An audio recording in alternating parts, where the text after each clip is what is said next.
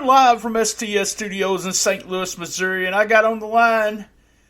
I almost called you Mean Gene, but, we did lose Mean Gene during the last time we talked, and so I didn't want to bring you on like that, but how the hell are you, Gene? I'm doing pretty good, man. I'm excited about the first Was It Really That Good of the new year.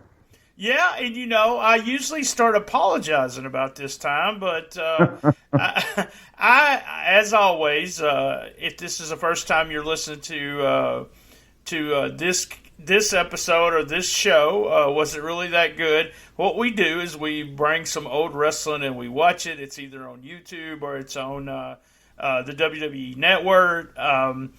And what happens is we'll watch it and we'll go, damn, that sucked. Because everybody always talks about, oh, that was so good. Old school is so good, blah, blah, blah.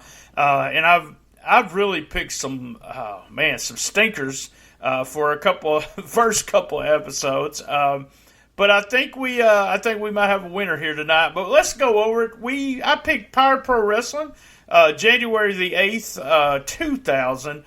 So we're talking 19 years old. So to think that was 19 years old is kind of crazy. It really is, man. That's when I was watching that today, and it was hitting me how old that was, because it doesn't feel like that long ago. Because now we're getting into an area with a lot of guys that we know and had a lot of interaction with. So to realize that show was that long ago starts making me feel old. Oh, God, yes. And I made a note. We've had some of the people that we're going to talk about. We've actually had them on the show, and I'll make note of what shows they were on. But, yeah, a lot of those people, the funny thing is I guess 4 or 5 of those people I talk to, not on a regular basis, but when I was involved in the area, I did. So let's get started. First, I want to put over Randy Hales real quick. He has a podcast. Randy was the owner and operator of Power Pro Wrestling. And if you'll look Randy up at RB Hales, that's at RB Hales. If you like what we're talking about, and the link will be on there, and you can grab the link and watch it. He has the whole Power Pro collection for sale. I have not got any of those yet because I'm afraid if I get started now, I'll probably go through the whole thing and it'll cost me some money. But guys, if you want to watch one of the last territorial promotions, that was it, and it has tons of people on it. This is from, like I said, January of 2000, and it started out with a clip from 2 weeks back, and where Bradley had sent Steve Bradley had sent Trailer Park Trash through a table. I want to make note of this because Steve Bradley did an interview with Cornette, and Cornette said nothing. That is definitely of note for sure. I was like, oh my God. He said absolutely nothing. Steve, we're going to talk about him a couple of times. I know I will during this, talking about this show. But Bradley was so good, Gene. Oh, yes. Steve Bradley was ahead of his time. If Steve Bradley would have came along in the last 10 years, he'd be one of the biggest stars in the business. Unfortunately, we were still kind of in that big man stage at that time, and then he run upon some other problems in his life. But if the Steve Bradley that was in the Power Pro that we watched for this episode had came along in the past few years, he would be at the top of the business right now, no doubt. Guys, he is just one of those guys, and if you've never seen him work, never seen his interviews, go out of your way. Just type him in YouTube. And Gene, you're 100% right. Everyone talks about, and I'm a fan of Kenny Omega, but when you talk about guys like that, we would be talking about Steve Bradley if he was alive. If he would have come along, like you said, right now, he is a guy that would be huge in this business. All right, we got the first match here. It was Jason Lee was out with Derek King. Derek King and CB Wyatt at ringside against Rico. And you know what, Gene? I could never pronounce his last name. So Constantino. There we go. Man, he was good too. I remember him being in WWE, but man, he was so smooth. Jason Lee also good. I just don't remember him being that good, but I guess Rico was really, really good. I was the same way. That's the same note I had made that, I don't, every time I think of Rico, I either think of his little his little run as the knockoff Adrian Street in WWE, or the time he managed Chuck and Billy. And I really didn't remember him being that good in Ohio Valley and Power Pro, but he had a good little match here with Jason Lee, who looked like the Lost Holly cousin before that was even a thing. And it was cool to see CB White and Derek at ringside, because around that time CB White was coming to Corinth with us, and I got to spend a lot of time around him. And how fun is it that even in a match, this was so Power Pro, that even in a match that Derek King's not involved in, he still had to do the job. Don't you love it? And hey, they're cousins, and they're always Dave Brown, who's totally just awesome. And then we got Big Moo Corey Macklin in there, which you said it about 3 times. But they're, nudge, nudge. One is black, one is white. They're cousins. Get it? Yeah, the switch thing was actually a very funny spot to try to do. I really enjoyed the finish. Yeah, they did a double down, and so Jason rolls out and Derek rolls in, does the old nightmare gimmick spot where you're not supposed to be able to tell. The referee lets it go, and Rico pins Derek. Fun stuff. I absolutely loved it. Yeah, I agree. It was a pretty good way to start the show. Yeah, and then we got another clip from 2 weeks ago, still building the Trailer Park Trash against Bradley, with Flash pinning the champion. Flash came out for an interview about Rico. Flash wants a title shot. Then Cornette and Bradley came out. Then Rico came out, who was the champ at the time. The thing that stood out to me about that promo is every single person in that promo, including Cornette, yelled, "Let me tell you something," before they started talking, which is just my pet peeve of all time of wrestling promos, is that whole "let me tell you something." It's the most overused line ever. Oh man, yeah.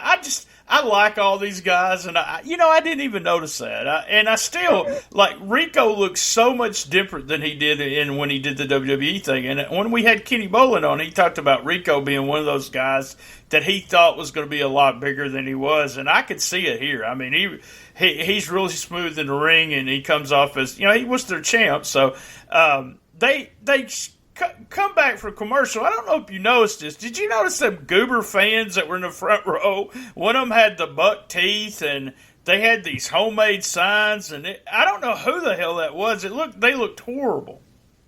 Yeah, even more so than usual. I mean, there's always a few questionable ones out there, but yeah, I don't know where they trucked these in from, but they must have made a trip up from Mississippi, I guess. They did. They had those fake Bubba teeth, is what they were called. It was just, I was cracking up. And then Randy came out, made an announcement, and Derek cracked me up here. He called Randy Stickman. Yeah, I caught that.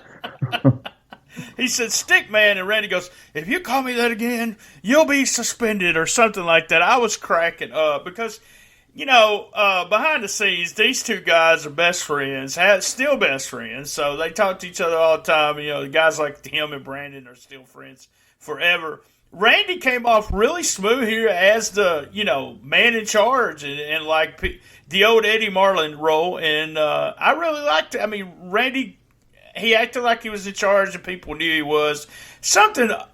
Did you notice just how fucking hot the crowd was during all of this? I just the little things. Yeah, that was kind of surprising to me. But before we move past this promo, is there anything about Jason Lee's promo that stood out to you? No, not really. Okay, so you didn't notice a phrase in there that just felt like painfully out of place on Memphis TV? I must have missed this one. That's why I have you here, Gene. When he discussed he told him to lower the camera so he could show him his hairway to heaven.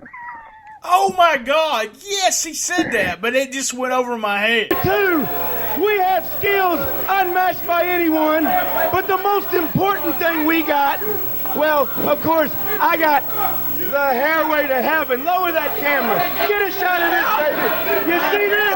You see that? That's called a hairway to heaven. heaven. And we all know what a wonderful place heaven is. But aside from that, the other thing that me and my guys and our personal stylist. Yeah. And the look on Dave Brown's face was priceless. Because I've noticed, like, Dave Brown did a podcast with Scott Bowden a while back, and he kind of talked about how, him being the liaison from, this WMC, certain things registered more with him than anybody. So with that in mind, whenever I watch this old Memphis stuff, be it the really old stuff or the Power Pro or whatever, I try to keep an eye on Dave Brown's face to see what registers with him when people say stuff. And when he said that, the look on Dave Brown's face was priceless, much like later when one of the, who was it? Somebody said the word testicles, and he looked like he was going to have a conniption. But I felt like, man, 2,000 Power Pro, like, okay, maybe on the Russo era Raw, but on 2,000 Power Pro on WMC on Saturday morning, like, Hairway to Heaven, lower the camera and show them, just felt really weird. Well, the thing about it is there's all kinds everyone has a story about Dave. Apparently, everybody pissed him off at one time or another, and they felt bad about it. That's a funny thing. Almost all the guys you talked to said, oh, we pissed him off, but man, Bowden talks about it, he was calling Randy retarded, and that really that pissed off Dave. So that was one of the funniest things ever. So we got Alan Steele, and who was his tag team partner at the time? Lance Jade. And Alan Steele actually joined us for episode 81. We mentioned Derek earlier. He was on episode 119 and 123 if you want to hear. But, man, I actually messaged Alan just for the hell of it, and Derek, after watching this. Alan had only been in the business for 2 years when this match happened. He was still so smooth at 2 years into the business. I mean, he was smooth as I don't know what. I got to when he and Johnny Dotson first showed up in Corinth. Rodney Grimes put me with them, and we were kind of a threesome for a little while there. And I always thought that Alan, of all the Memphis guys in that age group and era, would be one that would go on to make it somewhere, because even in his first handful of matches, like you said, he was just really smooth. Everything was just really natural with him. And I just always thought he was a really talented guy. And I really thought he would go farther than he has so far. And it's not a knock on anything he has done, but I'm just saying, his work just always really stood out to me from the get-go. And here's a little bit of trivia. Any idea where Lance Jade is or whatever happened to him? No, I got no idea. No idea. I don't either. I was just curious. Robbie D, who they wrestled Robbie D and Bulldog Reigns, and I ran into, once I moved over here to Alabama and started doing some wrestling over at Pro South, I ran into Bulldog Reigns a few times. He was working over in Georgia, running his own show over there, and I believe Robbie D passed away, didn't he, a few years ago? Or I didn't even remember him, Gene. I actually messaged.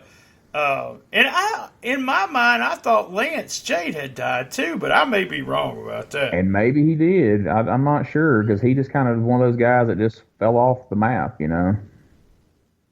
But Robbie, he told me, Alan did, that Robbie was real freaking athletic. You can see it in this match, but he's real green. And he said that he was a shooter too, and that you couldn't get anything on him. So he was called Slick Robbie D, and I don't remember him at all. And then the tag team was horribly named the D-Dog Posse. The D-Dog Posse. Corey Macklin seemed to enjoy saying it the several times that he did. But yes, it was a terrible name. And at a glance, as he was just, when they were coming back from commercial or whatever, and you just see him stepping through the ropes, at a glance, I thought he was Rude from Naughty by Nature until he got in the ring and I seen how tall he was. Then I was like, oh yeah, that's that Robbie D guy. But for a moment, I thought he was Robbie D, just like when I first saw Rico Constantino come through the curtain and I just saw the back of his head. I thought he was Paul Diamond until I saw his face and realized who he was. I did too. I said, what's Paul Diamond doing on this? Had no idea what was going on. Now the guy that came out next, was he was one of the Basham brothers, right? Yes, he was Danny Basham. The Damager is what they called him in OVW and Power Pro. And then, him and Doug Basham got paired up as the Basham brothers, which, not that Danny Basham's a great name, but it's certainly better than the Damager. Well, they did it. I thought all this that happened was so freaking smart. They first had him come out. He, squashed Scotty Sabre, which Scotty didn't get a move in. He just put the Cobra Clutch on him, and blood came out of his mouth. Then Nick Disbor comes out, and then they have this match that's real competitive, and I'm wondering why hell it's competitive since they've been trying to push this guy coming in. But then they end up putting over Damager. But man, was that match good or what? It really was. I wasn't expecting that to come out of that squash. I thought, okay, well, they're letting him come in and kill this guy in his debut, and that's cool. And then Dinsmore came out, and I thought, well, they're not going to let him squash Dinsmore. And then they ended up having a really good match, like you said. But then at the end, he still went over and got his move over even more. But, Dinsmore looked great in the process, and it was really well done. All the stuff, which I'm sure, Cornette had a big hand in it, even though it was Randy's deal. All of it was really well done. I liked most of the angles that we've seen so far of the show. That match was it held up very well. It was one of those matches where there wasn't really a little bit of psychology, but not a huge amount of psychology, but it was like get on TV and do as much as you can. And those guys, I didn't actually see how long it was, but it just was a real I was just kept saying, wow, this match could be on TV right now and it would be considered a great match. And everyone talks about flippity floppity. Man, those guys were doing everything in the book and coming back, jumping up. They weren't staying down from one move very long and stuff like that. Just a great match. Nick was probably, after looking at this and remembering him, he probably was one of the most underrated guys ever after being stuck with that gimmick, Yeah, definitely.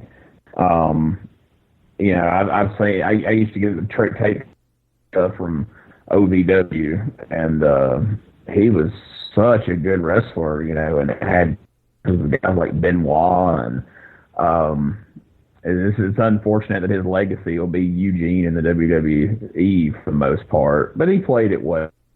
But yeah, I just think he did so much more given the opportunity. But he did most with what they gave him. Still getting mileage out of it. So.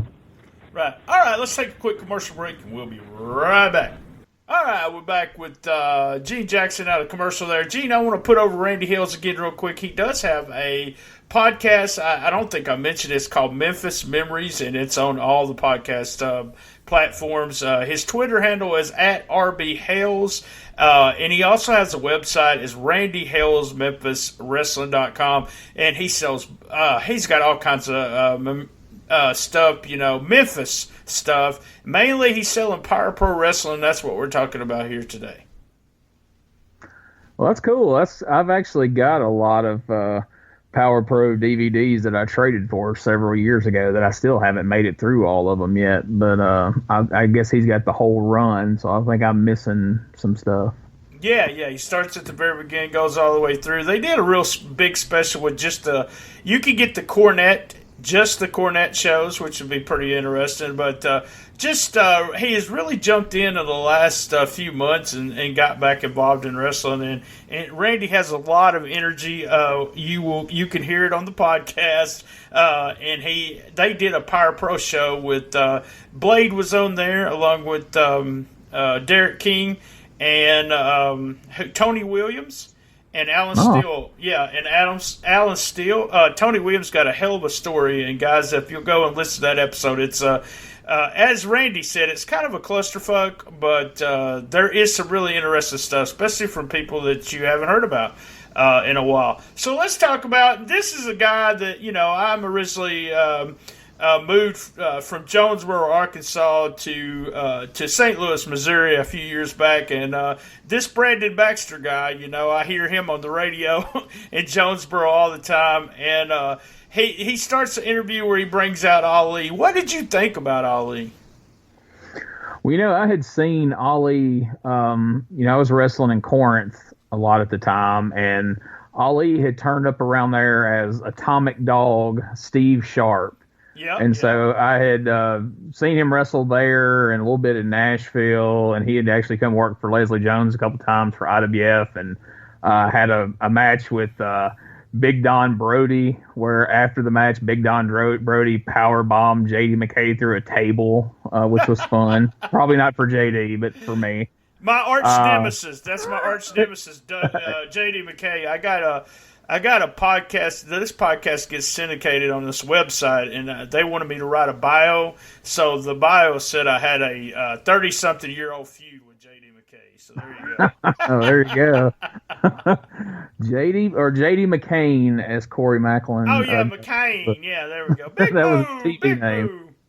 But he was a big guy, and Ali looked like somebody who would maybe eventually make it to the WWF, especially with Power Pro's tie-ins. And he never did, but he was certainly impressive on Memphis TV. And I don't know, it's kind of weird, but I guess it was maybe just the times, like he was the baby face, but like, he was the least sympathetic babyface in the world. He goes out there, he bows up on these two guys, and Sin comes out with her big threat of, well, you got to beat both of them for Brandon Baxter to get me in the ring, and he's like, okay, I'll whip both these guys' asses, and proceeded to do just that.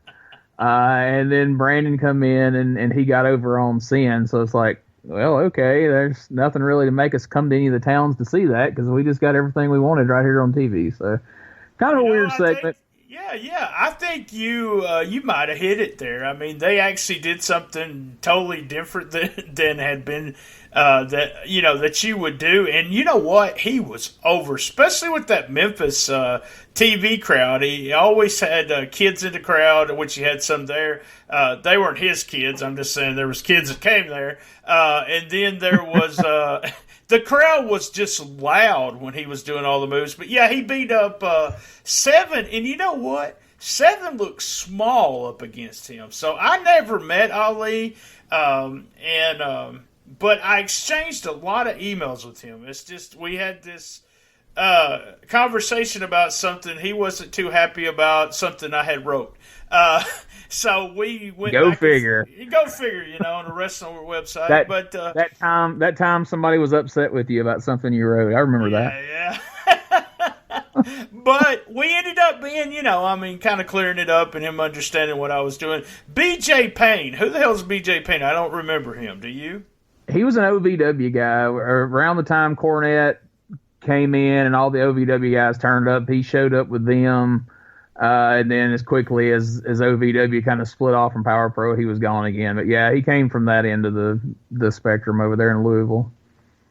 Yeah, I liked Sin. A lot of people say, oh, she don't look believable. But she looked like somebody that would just want to kick your ass and tell other people to beat you up kind of thing. And she was feuding with Brandon here. And Brandon just... it's no surprise that he's made a living, on the radio. He's got mic skills and had mic skills his whole life. I like this segment. She sprayed something in his face, but the crowd was just real hot for everything that they did right there. And Brandon being a babyface manager, kind of weird, but because it's different. But man, he was over with Ali. Well, can I tell you something real quick that'll circle back around to where this segment started with you putting over Randy Hales and his podcast. Right. Years ago, I had Ollie Steve Sharp on my old Cheap Heat radio show. Right. Oh, okay. Which led to Randy Hales sending me an email out of obscurity when he was managing the Sonic over in Arkansas over there. Yeah. And he hit me up, and after some persuasion, I finally talked him into doing Cheap Heat Radio. And he was completely anti-wrestling at the time, but he agreed to do it. And he did a couple different episodes, which led to him talking to Brandon, which led to Brandon talking him into doing one of those Fourth in the Forest deals. And next thing you know, Randy's back involved in wrestling, and then here we are years later, he's hawking Power Pro DVDs and doing a podcast. And I dare say it's somewhat my fault. So it is. It was all. And what I want you to tell everybody, what was his one thing about being on the podcast that he made sure that one person wasn't involved. Do you remember? Yeah, he knew that I wrote for your website, and he's like, if I'm going to come on the show, Brian Tramel cannot be on there and cannot be involved. So, yeah, we had to agree to that because I had told you, me and you were talking about guests to have on because you and Brian Thompson was doing a show at the time too, and I said, man, it'd be really interesting to have Randy Hales on because nobody's heard from him in years, and you're like, yeah, but he refuses to have anything to do with wrestling. And then all of a sudden, next thing I know, he emails me out of the blue, talking about all these podcasts. And then he wasn't quite sold. And when he heard, my podcast with Jamie Dundee is when he finally agreed to do it. Cause he's like, I've known Jamie for years and I've been listening to podcasts and shoot interviews. And he said, that's the first lucid conversation I've heard anybody record with Jamie Dundee in years. And I said, yeah, I did it at 9 a.m. That's why. Hey, me and Randy, have mend fences since then. Yeah. I was actually, I'm man enough to say what we had heat over was something that I was just totally wrong about. Maybe one day we bring Randy on here and we'll talk about it, but I was in the wrong. I know that's surprising that I would try to, start shit and or say something that I shouldn't be saying around people I should have kept my mouth shut around. I know that surprises you, Gene, but it has happened. So, all right, so let's get to the main event real quick. I thought this was also a pretty damn good match. Bradley against Trailer Park Trash. I never was a Trailer Park Trash fan. I never got why he actually even got over, but apparently, he's not a bad worker, was not a bad worker, solid in the ring, and I think he helps with OVW now, right? Or I may be totally wrong. Oh, yeah, sure. No, he's been behind the scenes at OVW for years, helping book and promoting towns and things like that. But I mean, come on, you can figure out how Trailer Park Trash got over. What was half the crowd at wrestling shows was Trailer Park Trash. He was one of their own, man. How would he not get over? Well, I didn't think about that, but also it's because I liked him because he was the one thing I liked is he's different. They had, Bradley who looked like a wrestler, blah, blah, blah. All these guys, the cool thing about Power Pro is they had a good roster and almost everybody looked different. But Trailer Park did. This was a really good match, too, with him and Bradley kind of, doing a hardcore match on TV. Not a lot of time for it. I think it was about 5 or 6 minutes. Ended up with, Cornette had to interfere, and then we ended up, Flash helped Trailer Park win. And then Flash ended up beating up Trailer Park too, right? Is that how it went? I think that's how it went. No, he helped Bradley win. How did it go? I can't remember.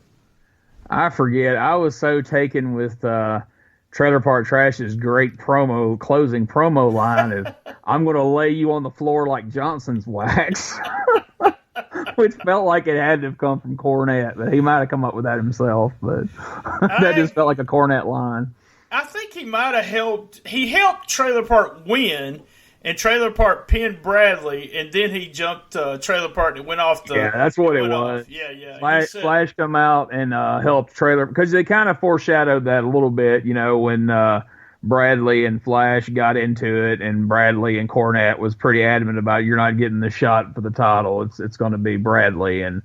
So he come out and he helped Trailer Park go over and then immediately turned on him. So, very Stone Cold-esque of Flash, the way that finish went down. Yeah. So I've got a couple of updates I want to give you so that I found out some information. As we are recording, I'm texting all these people trying to find some information for us. Lance Jade is currently a politician. I don't know where or anything, but that's what he does. He is he's not dead, as I said.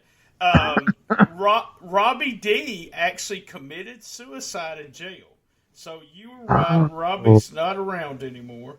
And I was told that Jason Lee still wrestles in the Louisville, Kentucky area. in Independence and stuff. And CB White still lives in Memphis, Tennessee. So that's where are they now? That's what I was told. So. Well, that's interesting. I knew I had heard over the years that Robbie D had passed. I didn't remember that it was in jail. That's wow. But that's interesting about Lance Jade. What did you think of? Did you have much interaction with Lance Jade during that time period? I did not. I was not. See, this crew right here, I didn't have a lot of.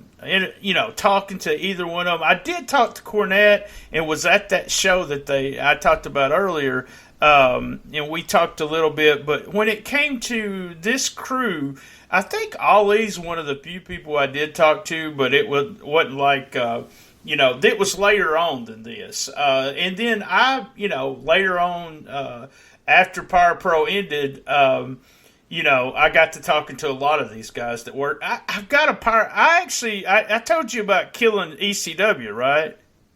No. Well, I killed ECW when we did. Oh, that that's trial. right, you did. Yeah. Well, we killed I forgot Power about Pro. that. We killed Power Pro too. It's the weirdest thing. I took a videotape and gave it to Brandon and Randy one Saturday. The next Saturday, the TV show was off the air. Well, it couldn't have helped that. Rodney Grimes had, some co-promotion with him, and me and Neil appeared on some like West Memphis shows, and a lot of these guys were coming around Friday nights in Corinth, and that's how I had so much interaction with them. And I remember Lance Jade being around, Corinth and Selmer and all that, even before he turned up on Power Pro, and he was an interesting guy to say the least. There was something that Randy did that I was told. Like if the guys worked Dyersburg or worked other places, they would be asking a certain fee to wrestle. I don't know how true this is, but that's what I was told. And also told that Randy told them not to be doing jobs for a bunch of people that couldn't work, that they would lose their job if they was going to do jobs for people that couldn't work. So yeah, that's a great idea when you're on TV, and it keeps it going instead of you going to Dyersburg losing to somebody like BT Express or Gene Jackson. So that's right, waiting job on TV like Derek. There you go. Derek will love that. By the way, we pretty much called him a jobber the whole time. Hey Gene, what I want to ask you is, was it really that great? No, you threw great in there. The shows wasn't really that good. You changed my answer. It was good. Was it really that good then? I thought it was great. It was good. Great. Great might be overstating the case a little bit, but it was good, and it's actually kind of inspired me to go and watch some more of the Power Pro that's on YouTube, and God forbid, maybe even dig up some of these DVDs I got in this closet here at the house. And watch some more Power Pro, and I'm hoping maybe we'll do some more episodes of this very show about Power Pro, maybe in different years and different stages, because there are some very, very distinct stages and eras of Power Pro. Of course, this being the non-Lawler stage of Power Pro, which I know there's a whole story about that, which we won't deal with now, obviously. But guess what? Next time in February, we're going to be reviewing the February 24th. I haven't watched it yet. 2001 Memphis Championship Wrestling. That should be interesting. Oh. Yeah, I figured we'd go there. What the heck? And I've got somebody that worked for Memphis Championship Wrestling. We may bring on and join us and talk about working for MCW. So, all right, guys, same bad time, same bad channel on the best little wrestling podcast in the business. Big move. And Gene, I love my mama. I couldn't say, be there when it's Power Pro and Corey Macklin. So that'd be ridiculous. Ambulance! Somebody get an ambulance!